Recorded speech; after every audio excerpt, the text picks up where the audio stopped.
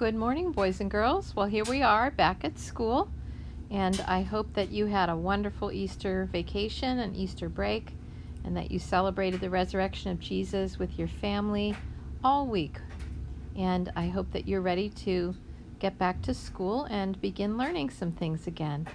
And today in math, we're going to learn something brand new, and it's called finding a function rule. And it's kind of like a puzzle, and it's sort of like a different type of pattern, a way of showing a pattern. So mathematicians call these patterns functions. So we're going to learn how to do this by playing a little game called Guess My Rule. So this is a function table that I drew here, and you can see on one side of the table it says A, and on the other side of the table it says B. I'm going to write a number in column A, and then I will use a secret rule to find the number in column B. I'm going to use the same rule for all the numbers I put in column A. So here's how I say it. If A is 1, then B is 2. If A is 2, then B is 4. Maybe you can see already what rule I'm using to change the number in column A to the number in column B. Let's do another one. If A is 3, what number do you think B is? Have you figured out the rule? Maybe you have. B is 6. We are going to do one more, then we're going to talk about what the rule is, the secret rule. How about 5? If A is 5, if I use my secret rule, what will B be? What will the number be? B is going to be, you're right, 10. Very good. Can you tell what the secret rule is? Yes, you are right. We take the number that's in column A, and we take that number and multiply by 2. Right. You can see here 1 times 2 equals 2. 2 times 2 equals 4. 3 times 2 equals 6. And 5 times 2 equals 10. We could even use larger numbers. How about 100? What should I write here in column B after I use my secret rule? Well, now my rule is not secret anymore.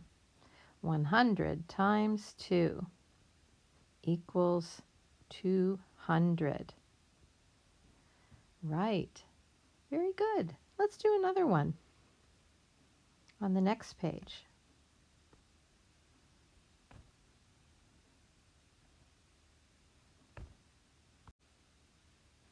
Now we're going to begin with 2 different letters of the alphabet, but we're still going to be doing a secret rule for the function table.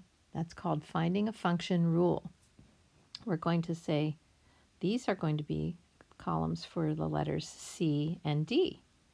Now let's begin with the first one. If C is 1, then D is 4.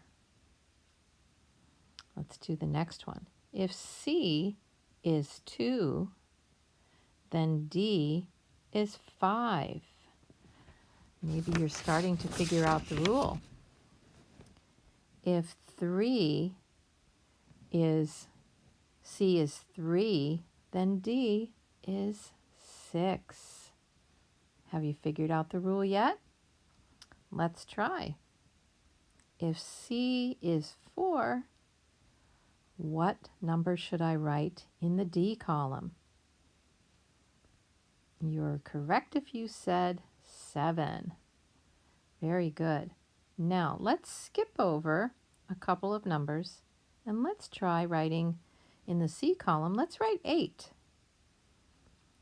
What will happen? Well, we have to remember what is the secret rule.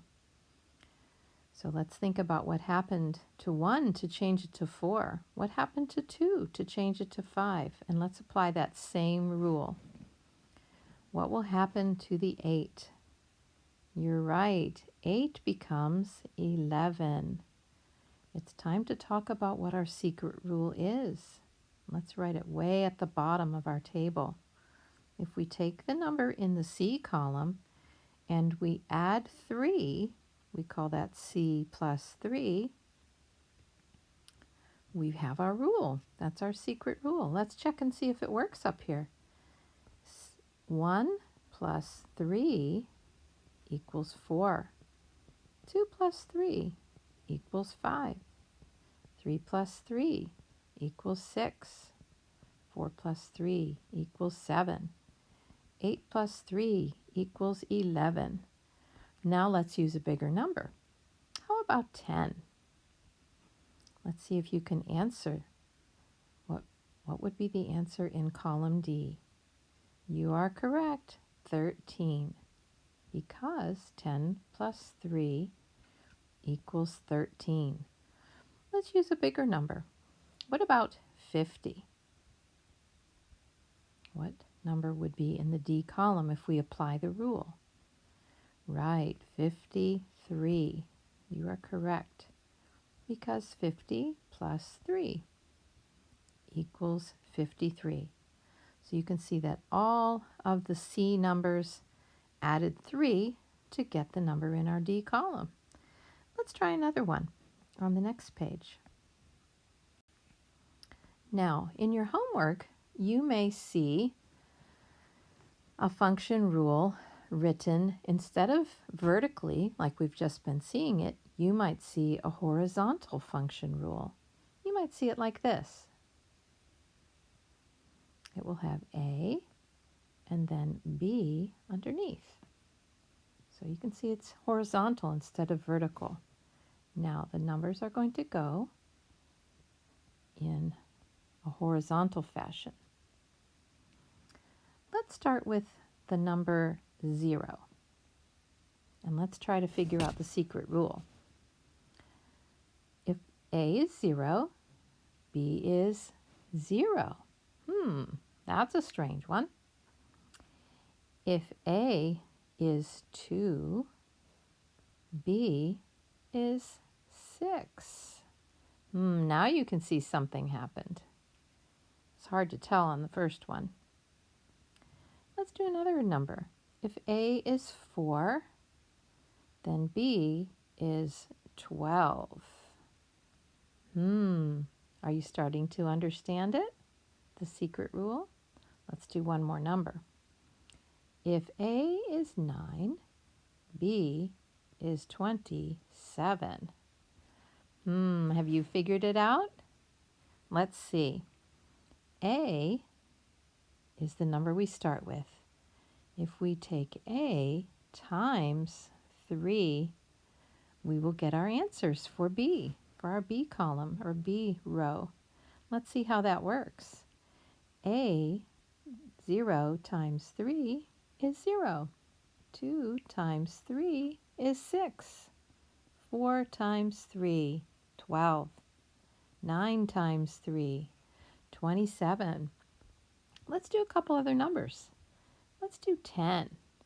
What number do you think would be the answer here in column B? You're right, the number 30, because 10 times 3 equals 30. Let's do a bigger number, 100. 100 times 3. You are right, 300. Very good. Let's do one more. Let's do another horizontal table. This table is going to be called RS. Now, in the RS table, we're going to do something different, and this will be on your homework like this.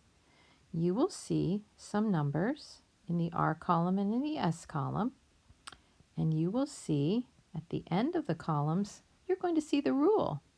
So let's write the rule. It looks like this: r on the top and r plus 5. That means to get the answer in the column in the row for S, we have to take the r number and add 5.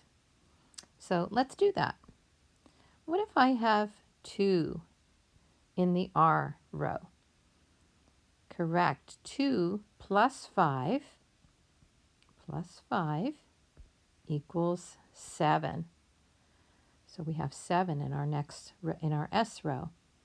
Let's do another one. If r is 5, what will the letter S be? S has to be 5 plus 5 because we have to apply our rule, which is take the r number and add 5. So our answer will be 10. Now let's do another one. 9. 9 plus 5, applying our rule, 14.